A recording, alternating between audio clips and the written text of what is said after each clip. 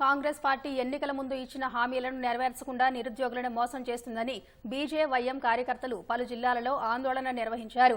ములుగు జిల్లాలో ప్రభుత్వ ఏరియా ఆసుపత్రి దగ్గర ప్రభుత్వ దిష్టిబొమ్మ దగ్ధం చేశారు.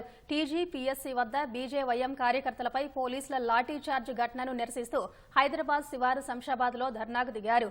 గ్రూప్ 1, గ్రూప్ 2 నోటిఫికేషన్లలో ఎక్కువ సంఖ్యలో ఉద్యోగాలు భర్తీ చేయాలని, వెంటనే జాబ్ క్యాలెండర్ విడుదల చేయాలని ప్రభుత్వాన్ని డిమాండ్ చేశారు. రాష్ట్ర వ్యాప్తంగా ఎవరైతే నిరుద్యోగులు ఉన్నారో వాళ్ళ తరఫున యోమర్స్ అనేది గ్రౌండ్ లెవెల్ వరకు కొట్లాడి మాకు ఇస్తా అన్నటువంటి హామీలన్నింటిని కూడా సాధించుకునేదాకా మేము వెనకడి అయ్యామని చెప్పేసి ఒక సందర్భంగా తెలియజేస్తున్నాను. టీఎస్పీఎస్సీని ముట్టడి సందర్భంగా మేము వెళ్ళినటువంటి వ్యక్తులని నువ్వు అడ్డుకునే ప్రయత్నం చేసినావు. రేపు నీ యొక్క మంత్రి మండలిని నిన్ను కూడా అడ్డుకునే ప్రయత్నం యువమోర్చా ఆధ్వర్యంలో చేస్తామని చెప్పేసి ఈ సందర్భంగా మీకు తెలియజేస్తున్నాము. మరి కాంగ్రెస్ ప్రభుత్వం వచ్చిన తర్వాత కూడా 6 నెలలు గడిచినా కూడా నేటికి కూడా నిరుద్యోగ వృత్తి ఇవ్వడం లేదు. అదేవిధంగా జాబ్ క్యాలెండర్లో రిలీజ్ చేయడం లేదు.